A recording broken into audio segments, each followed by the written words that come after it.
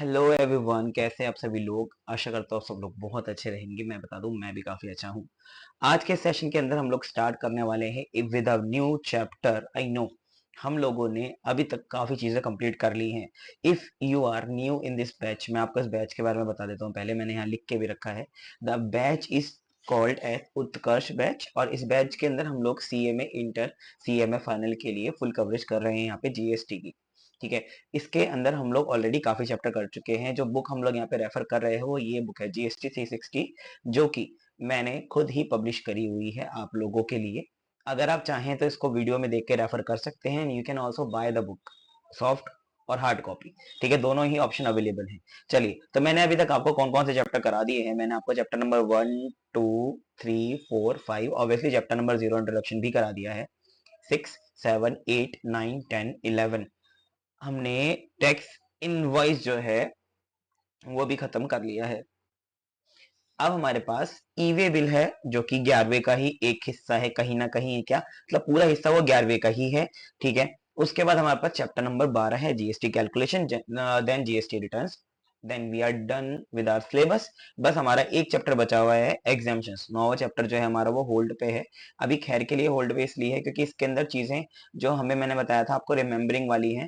तो रिमेम्बर आपको करनी है। कुछ कुछ इसमें ऐसी हैं एग्जाम्पशंस जिसके ऊपर जीएसटी नहीं लगता, but yet those are technical like GTA and education services, health services। तो वो सब चीजें मैं आपको कहीं ना कहीं बताऊंगा, उसकी टेंशन मत लो आप। ठीक है। तो जो जो टेक्निकल है वो मैं आपको अलग से कराऊंगा, बट जो टेक्निकल नहीं है which you can learn by yourself, तो आप बुक में उसको रेफर करके कर सकते हैं। ठीक है, ऐसा करके आप कर सकते हैं, कोई इसमें दिक्कत नहीं आने वाला। चलो, अभी हम लोग स्टार्ट करते हैं आज के अपने लेसन को। ठीक है, without any issue and delay. Okay, चलिए लेट्स गेट स्टार्टेड। देखो, अभी आपने टैक्स इनवॉइस समझ लिया। Now one of the most important things in GST is also a e way bill, electronic way bill. तो ई वे बिल जो होता है ना, वो हमारे लिए काफी इंपॉर्टेंट चैप्टर है। इंटरमीडिएट लेवल के ऊपर तो ये काफी मार्क्स आपके कहीं ना कहीं बिल्डअप करेगा, but even at the final level it will help you a lot in the remaining of the helping provisions। तो ये चैप्टर पेज नंबर 135 पे है, तो हम लोग 135 पे चल लेते हैं फटाफट से। ठीक है सर, आइए पेज नंबर 135 पे चलते हैं हम सीधा। 135, 135। Okay, now done with it. हम लोग आ गए 135 पे। हमारा ये चैप्टर है, चैप्टर नंबर 11 ए है हमारा ये, है ना। ठीक है, ठीक है, ठीक है, ठीक है। थोड़ा सा जूम कर लेते हैं सो डैट ये हमारे लिए थोड़ा सा सही बैठे, है ना। जूम थोड़ा सा एडजस्ट कर लेते हैं बेटा, एक सेकंड मुझे दीजिए। Now it looks fine, something on your screen, just confirming everything is fine here. ठीक है, सब कुछ फाइन है, बट आजकल लाइव लेटेंसी में थोड़ा सा इशू आ रहा है। लाइव क्लासेस की लेटेंसी में ये लोग की तरफ से भी और हमारे सिस्टम्स की तरफ से भी थोड़ा बहुत इशू आ रहा है। उसकी आप थोड़ा सा कॉम्प्रोमाइज कर लीजिए। मेरी आवाज तो सही आती है, बट वीडियो की लेटेंसी जो है वो कहीं ना कहीं दिक्कत कर देती है बीच में। बट नो इश्यूज, जब तक आपको मेरी बातें समझ में आ रही हैं सब कुछ वेल एंड गुड है। चलो, अभी हम लोग चैप्टर खोल चुके हैं। ये चैप्टर नंबर हमारा 11 का ए है। 11 का ए क्यों? क्योंकि इसके अंदर हमारे पास ऑलरेडी एक चैप्टर था ना पहले यहाँ पे, जो क्या था, टैक्स इनवॉइस, वो 11 था। अब टैक्स इनवॉइस के साथ ही साथ एकदम गैरम गैम वाला मामला यहाँ पे है ई वे बिल का। ई वे बिल क्या होता है मैं आपको बता चुका हूँ, electronic way bill. Electronic way bill हमारे लिए क्यों इंपॉर्टेंट है, क्या चीज है, आइए यहाँ पे मैं बता देता हूँ आपको फटाफट से। हम लोग इसको कवर करते हैं। E-way mechanism is designed to provide a digital interface for compliance. Okay, the required information must be uploaded before the commencement of the goods movement, regardless of whether the movement is related to a supply or not। ये बात आपको याद रखनी है कि basic सी बात क्या है कि जो आप इनवॉइस बना रहे थे ना, वही इनवॉइस की बात है यहाँ पे, लेकिन आपको उसके लिए एक ई वे बिल बनाना पड़ेगा। कब बनाना पड़ेगा? स्पेसिफिकली फॉर गुड्स बनाना पड़ेगा, उसकी मूवमेंट शुरू होने से पहले। वो क्या कंडीशन है जब ई वे बिल बनाना मैंडेटरी है, वो अभी हम पढ़ेंगे, अभी हमने वो पढ़ा नहीं है। वो क्या क्या कंडीशन है जहाँ पे मैंडेटरी है वो मैं भी आपको पढ़ाऊंगा। हालांकि आप इतनी बात अभी मेरे साथ समझेंगे कि e way bill is very important, you have to make it before the movement start. Before the movement start, whether, ये भी बात आपको समझना है, regardless the movement is related to a supply और नॉट, मतलब वो सप्लाई है या नहीं है उससे फर्क नहीं पड़ता। अगर मूवमेंट आप कर रहे हैं या वो किसी सप्लाई से रिलेटेड है या नहीं है, उससे कोई फर्क नहीं पड़ेगा। अगर वो एक मूवमेंट ऑफ गुड्स है, then you have to make e way bill. As simple as that. अभी ई वे बिल की प्रोविजंस और क्या है, कहां पे बनाना मैंडेटरी, कैसा कैसा है, आइए पढ़ते हैं। E way bill under GST section number 68 और हमारा सीजीएसटी रूल्स भी इसके अंदर एप्लीकेबल होता है। आइए मैं बताता हूँ। As per section number 68, the person in charge of a conveyance carrying goods of value exceeding the prescribed limit must carry specific documents and devices for verification. तो अगर आप गुड्स की एक सर्टेन वैल्यू को एक्सीड कर जाते हैं, तो जो भी इंसान उसको लेके जा रहा है from point A to point B, point A से जो पॉइंट बी पे लेके जा रहा है ना, उसके पास कुछ डॉक्यूमेंट्स होने चाहिए। डॉक्यूमेंट्स किस चीज के? ऑब्वियसली टैक्स पेमेंट के। तो उनमें से एक है ई वे बिल, ठीक है। अच्छा, ई वे बिल ये है फॉर्म नंबर EWB01, EWB01, ये फॉर्म नंबर आपको याद रखना है, ई वे बिल का नंबर है ये, ठीक है। फॉर्म आपको एक भरना पड़ेगा ई वे बिल के लिए, वो फॉर्म का नंबर है EWB01, ठीक है।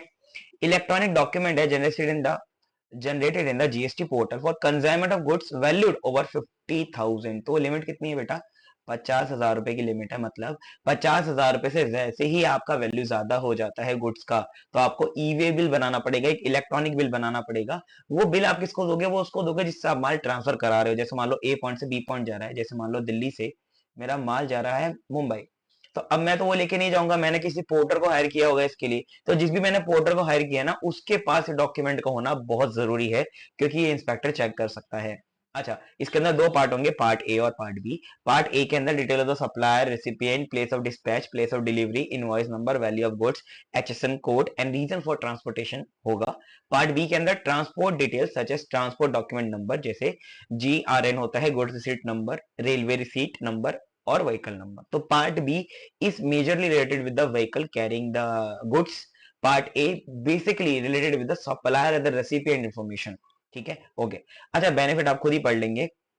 अब हमको ये पढ़ना है कि ई वे बिल जनरेट कब होना चाहिए। E way bill is mandatory when the goods with the value exceeding 50,000 are being moved by conveyance. वो कोई भी हो सकता है, बाय अ सिंगल इनवॉइस और in total for all invoices in the vehicle और कन्वीनियंस। मतलब अगर मान लो आपने एक सामान 50,000 का बेचा, उससे ज्यादा की वैल्यू होते ही ई वे बिल चाहिए।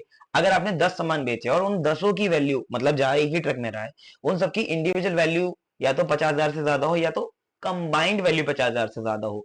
सिंगल कंसाइनमेंट में 50,000 से ज्यादा वैल्यू नहीं होनी चाहिए, वेदर सोली और ज्वाइंटली विद अदर, ऑब्वियसली ना। तो अगर आपका पूरा ज्वाइंट करके भी 50,000 से ज्यादा है, तो भी बेटा आपको ई वे बिल बनाना पड़ेगा। अच्छा, any goods movement due to supply transaction including sale, transfer, barter exchange, कुछ भी हो, में ई वे बिल बनाना पड़ेगा। Mandatory e way bill generation even if value is less than 50,000। This is very very important. अगर 50,000 का threshold अभी तक हम लोग पढ़ रहे हैं कि ई वे बिल बनेगा 50,000 की लिमिट पे, 50,000 की लिमिट से भी अगर आपकी कम है value, then also you will have to make the e way bill. And what are the such cases when you are required to make a e way bill? देखो, अगर आप interstate movement of the goods करते हो, जहाँ पे principal से job worker जा रहा है सामान, प्रिंसिपल से जॉब वर्कर, वहां पे आपको ई वे बिल बनाना पड़ेगा। मैंने ऊपर पढ़ाया था कि वो सप्लाई से रिलेटेड हो या ना हो, कोई फर्क नहीं पड़ता, ई वे बिल बनाना ही पड़ेगा। तो यहाँ पे वही सिनेरियो है। मान लो मैंने अपने यहाँ पे जॉब वर्क के लिए मैंने अपनी मशीन को भेजा कहीं दूसरी स्टेट में, तो मैं जहाँ पे अपना, मैं प्रिंसिपल हूँ, मैं जॉब वर्क के लिए किसी और के पास भेज रहा हूँ, तो मुझे ई वे बिल जनरेट करना पड़ेगा, even though this is not a valid supply. समझे? Okay sir. इसके बाद interstate transport of handicraft goods by dealer exempted from GST registration. अगर आप एग्जेम्प्टेड हो जीएसटी रजिस्ट्रेशन से, क्योंकि आप एक हैंडीक्राफ्ट गुड्स ट्रांसफर कर रहे हो, उस केस के अंदर भी आपको बनाना पड़ेगा क्या? ई वे बिल, अगर 50,000 से कम है वैल्यू तो भी। अच्छा, तो बेसिक सी बात यह है कि इंटरस्टेट सप्लाई के ऊपर, इंटरस्टेट सप्लाई के ऊपर मोटी मोटी बात यह है कि आपको ई वे बिल चाहिए ही चाहिए बेटा। अच्छा, who should generate the e way bill? Registered person ही करेगा, ऑब्वियस सी बात है। Registered person are required to generate e-way bill for the goods movement over 50,000 to or from a registered person. They may opt to generate e-way bill for goods under 50,000 as well. तो उनको 50,000 से ज्यादा तो बनाना ही बनाना है, 50 से नीचे भी चाहे तो बना सकते हैं। अनरजिस्टर्ड पर्सन को ई-वे बिल बनाना पड़ेगा अगर उसने रजिस्टर्ड पर्सन को सप्लाई करा है तो, ठीक है। ट्रांसपोर्टर्स को नहीं बनाना पड़ेगा, लेकिन अगर सप्लायर ने नहीं बनाया ई-वे बिल तो ट्रांसपोर्टर को बनाना पड़ेगा, क्योंकि ये बात आपको समझना है कि जो सप्लायर हो सकता है वो अनरजिस्टर्ड हो, रेसिपिएंट हो अनरजिस्टर्ड हो, ट्रांसपोर्टेड जो ट्रांसपोर्टर है वो ई वे बिल बना सकता है इस पर्टिकुलर सप्लाई का, सो दैट वो कंप्लायंस से फ्री रहे। यार देखो, अगर वो एक पॉइंट से बी पॉइंट लेके जाता है तो बहुत सारे टोल नाके पड़ते हैं, वहां पे चेकिंग होती है for the ownership of the goods, for the tax paid और not on the goods on the said transportation of the goods. तो वहां पे एज अ प्रूफ ये काम करता है, तो वो खुद भी अपना रजिस्ट्रेशन करा सकता है विदाउट जीएसटी रजिस्ट्रेशन ऑब्वियसली, और वहां पे ई वे बिल जनरेट कर सकता है। अच्छा, the e way bill is not required in the following cases. कब? when the goods are transported are specified in the relevant annexures such as, अगर आप एलपीजी गैस कर रहे हो, ठीक है, and non domestic exempted category के लिए कर रहे हो, देखो हाउस होल्ड के लिए गैस ले जा रहे हो, या नॉन डोमेस्टिक भी कुछ कैटेगरी के लिए अलाउड है, जिसको बोलते हैं एनडीईसी, अगर आप उस कैटेगरी में फॉल करते हो तो वहां पे भी आपको ई वे बिल बनाने की जरूरत नहीं है। अच्छा, kerosene oil sold under the public distribution system, तो बेसिकली जो राशन मिलता था हमको, पहले मिलता था, केरोसिन ऑयल भी मिलता था ना उसके साथ में एज अ फ्यूल, तो अगर आप पीडीएस का कोई भी सामान लेके जा रहे हो ना मूवमेंट में, तो वहां पे ई वे बिल बनाने की जरूरत नहीं है। Postage baggage transported by the department of post, okay, natural और cultured pearls, precious, semi precious stone, precious metals, chapter number 71 HSN code वाला ये हेडिंग है, टैरिफ हेडिंग है, ठीक है जी। Jewellery and goldsmiths wares, तो यहाँ पे आपको ये बात समझनी है कि अगर आप सोना चांदी या उससे आभूषण वगैरह हाई वैल्यू वाली लेके जा रहे हो ना, तो उसके लिए ईवी बिल बनाने की जरूरत नहीं है। अच्छा, करेंसी लेके जा रहे हो, जैसे एटीएम वाले होते हैं, अब मान लो एटीएम की वैन होती है ना, आपने देखा हो जो पैसे डालने आती है, हो सकता है पंजाब से दिल्ली आ रही हो पैसे डालने, तो बेटा उस केस के अंदर भी आपको ई वे बिल उसके लिए बनाने की जरूरत नहीं है। Used personal and house hold effects, मतलब अगर मान लो मैं एक जगह से सामान दूसरी जगह शिफ्ट कर रहा हूँ अपना, मैं अभी दिल्ली में रहता हूँ, मान लो कल को मैं चंडीगढ़ शिफ्ट होना चाहूँ, तो मैं अपना सामान लेके जाऊंगा, तो वो तो मुझे पकड़ लेंगे, कहेंगे भैया ई वे बिल लाओ, आपका सामान की वैल्यू 50,000 से ज्यादा है। बट नहीं, यहाँ पे ये बात लिखी है used personal and house hold effects, मतलब वही है कि अगर मैं अपना कोई पर्सनल काम कर रहा हूँ ले जाने का, पोर्टर वगैरह, तो उसमें जरूरत नहीं है। कोरल, अनवर्कड एंड वर्कड कोरल, तो वही है, कोयला वगैरह यहाँ पे हमारा कंसिडर नहीं होता ई वे बिल की रिक्वायरमेंट के अंदर। अच्छा, तो हमने यहाँ पे तो ये पढ़ा कि यहाँ पे when the goods being transported are specified in the annexure, तो वो बेसिकली वहां पे ई वे बिल की जरूरत नहीं है। अच्छा, और भी कौन सी सिचुएशन हो सकती है? When goods are being transported by non motorised conveyance, मतलब उसमें मोटर ही नहीं है। मोटर व्हीकल एक्ट के हिसाब से जब भी एक वाहन के अंदर मोटर है तो उसे मोटर व्हीकल बोला जाता है, बहुत सिंपल डेफिनेशन है। अगर किसी ने मेरे से पूछा, सर ये मेरे रिक्शा है, ठीक है, और ये रिक्शा, वैसे साइकिल वाला रिक्शा मुझे बनाना नहीं आ रहा, बट वो आप समझ रहे हैं ना, हाथ वाला रिक्शा जो होता है, अगर मैं उसको ई रिक्शा में कन्वर्ट कर लेता हूँ, क्या वो मोटर व्हीकल बन जाएगा? Answer is yes. आजकल ऐसा बहुत देखा होगा आपने कि हाथ वाले रिक्शा में नीचे एक छोटी मोटर लगा के आप उसको कन्वर्ट कर सकते हो इन ई रिक्शा, तो वो मोटर व्हीकल्स एक्ट में कवर है देन। लेकिन अगर आप हाथ वाले रिक्शा से लेके जा रहे हो, तो वहां पे फिर आपको ई वे बिल की जरूरत नहीं है। When goods are being transported from a custom port, airport, air cargo complex or land custom station to an inland container depot or container freight station for clearance by custom, तो basically सरकारी काम में यार e-way की क्या जरूरत? आपने port से माल उतारा और आप कस्टम क्लियरेंस के ऑफिस तक, गोडाउन तक, कहीं पे भी लेके जाओ, तो ईवे की जरूरत नहीं है। अच्छा, for movement of goods within the area notified under sub rule 14 of rule 138 of state और यूनियन टेरिटरी जीएसटी रूल्स। अच्छा, ये बेसिकली बात यही है कि यहाँ पे आपका अगर इंटरेस्ट एड करते हो तो उसमें जरूरत नहीं पड़ेगी। When goods other than de oiled cake are specified in the schedule, okay, rate, ये भी आपको बात समझना है कि जो गुड्स हमने नोटिफिकेशन नंबर 217 में पढ़े हैं, मैंने आपको पढ़ा है 217 नोटिफिकेशन, उनके लिए यहाँ पे ईमेल बनाने की जरूरत नहीं है। लेकिन डी ऑयल्ड केक नहीं होना चाहिए उसमें, डी ऑयल्ड केक, टेंशन मतलब होता क्या है क्या नहीं होता उससे कोई फर्क नहीं पड़ता। क्वेश्चन में डी ऑयल्ड केक का नाम लिखा होगा, समझ जाना कि इसके लिए तो ईवे चाहिए। ओके, चलो। When goods being transported are alcohol legal for human consumption, ठीक है, क्योंकि उसके पास जीएसटी नहीं लगता। पेट्रोल, डीजल, मोटर स्पिरिट, मैंने आपको पढ़ाया था ना, मैंने आपको पढ़ाया था कि 5 चीजें ऐसे जिसके ऊपर अभी भी जीएसटी नहीं लगता, वो तो ये चीजें हैं। When the supply of the goods being transported is treated as no supply under schedule 3, मतलब वही है कि it is not a supply under schedule 3, तो उसके ऊपर भी ई-वे बिल बनाने की जरूरत ही नहीं है। अच्छा, when goods are transported under custom bond, ठीक है, अंडर कस्टम सुपरविजन और सील, तो अगर कस्टम गुड्स ट्रांसपोर्ट करता है कहीं भी ले जाए तो उसको ई-वे बिल बनाने की जरूरत नहीं है। For transit cargo between Nepal, Bhutan and India, तो इसमें भी जरूरत नहीं है, ठीक है, लेकिन ट्रांजिट कार्गो होना चाहिए, ठीक है। अच्छा, when goods are exempt from tax under specific notification, जैसे 717 में अगर एग्जाम है या 2617 में एग्जाम है, तो उस केस के मतलब सिंपल सी बात है, अगर गुड्स एग्जाम है जिनके ऊपर जीएसटी लगना ही नहीं है तो उनके लिए ई-वे बिल की भी जरूरत नहीं है। For any movement of the goods caused by defence formation under the ministry of defence, तो अगर आप सामान लेके, बस सरकारी काम, अगेन सरकारी काम, डिफेंस वाले, आर्मी वाले सामान ले जा रहे हैं, तो ई वे बिल नहीं चाहिए। When the consignor is of central government, any state government और local authority for transport by rail, rail से अगर आपका सामान जा रहा है सरकारी आदमी है तो भी जरूरत नहीं है। For transportation of empty cargo container, empty cargo container भी लेके जाते हैं ना, आपने देखा होगा ऐसे बड़े बड़े जो मालगाड़ी में भी होते हैं कंटेनर, वो खाली ट्रांसफर कर रहे हो तो ई वे बिल नहीं चाहिए। For transportation within a distance of 20 kilometre from the place of business of the consignor to a weighbridge और vice versa with delivery challan, तो डिलीवरी चालान बनाना पड़ेगा, फिर ई वे बिल नहीं बनाना पड़ेगा। डिलीवरी चालान मतलब वही बिल बना के दे दो एक। अच्छा, when empty cylinder for liquefied petroleum gas are being transported for reasons other than supply, ठीक है, ये बात आपको ध्यान रखनी है। आपको देने आता है एक सिलेंडर, दूसरा खाली लेके जाता है ना, गैस वाला सिलेंडर, तो जो खाली सिलेंडर लेकर के जा रहा है सप्लाई के अलावा अगर किसी भी काम के लिए लेके जा रहा है बेटा, तो उस केस के अंदर फिर उसके ऊपर हमारा यहाँ पे क्या रिक्वायरमेंट नहीं आएगा, ई वे बिल का रिक्वायरमेंट नहीं आने वाला। आई होप मेरी बात समझ गए होंगे, ठीक है।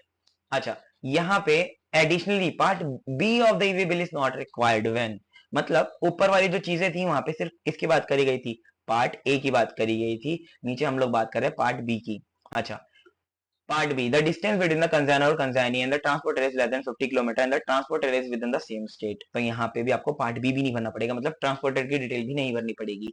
पार्ट ए में तो आप सप्लायर रेसिपिएंट की डिटेल भर रहे थे, पार्ट बी में आप ट्रांसपोर्टर की डिटेल भर रहे थे ना, जो ट्रांसपोर्टर है हमारा, तो उसकी भी डिटेल नहीं भरनी पड़ेगी पार्ट बी में, ठीक है। देखो यहाँ पे ये तो बात हो गई एक चीज। अच्छा, generation of e way bill अब हमारा नया चीज है, तो नॉर्मल अगर रजिस्टर्ड पर्सन है तो वो बिफोर मूवमेंट ऑफ गुड्स करेगा, पार्ट ए भरेगा और जीएसटी ईडब्ल्यूए 01 भरेगा। रजिस्टर्ड पर्सन इज कंसाइनर और consignee, mode of transport may be owned और हायर्ड और is recipient of the goods, तो before the movement of the goods भरेगा part B, ठीक है, फॉर्म सेम रहेगा।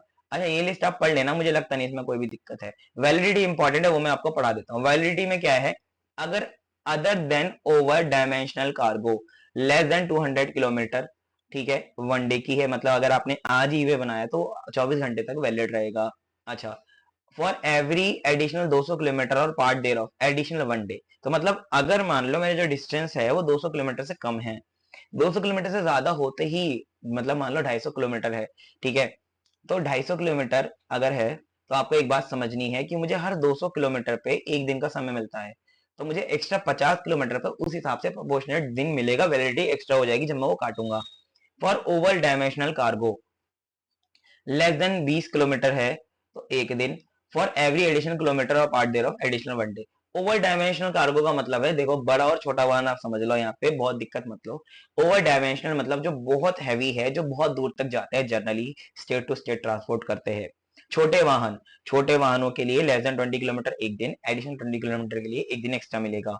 डॉक्यूमेंट और details required to generate e way bill, अगर road से जा रहा है तो इनवॉइस चाहिए, बिल ऑफ सप्लाई, कुछ भी ऐसा चाहिए जो बिल जैसा ही हो, टैक्स इनवॉइस जो हमने पढ़ा था, ठीक है। अगर रेल वगैरह से जा रहा है तो भी यही चाहिए, ट्रांसपोर्टर आईडी भी चाहिए, ट्रांसपोर्ट डॉक्यूमेंट भी चाहिए और डेट ऑफ डॉक्यूमेंट भी चाहिए। अच्छा, कैंसिल कब हो सकता था, e way bill can not be deleted once generated but can be cancelled within the 24 hours of the generation by the issuer, cancel हो सकता है, डिलीट नहीं हो सकता।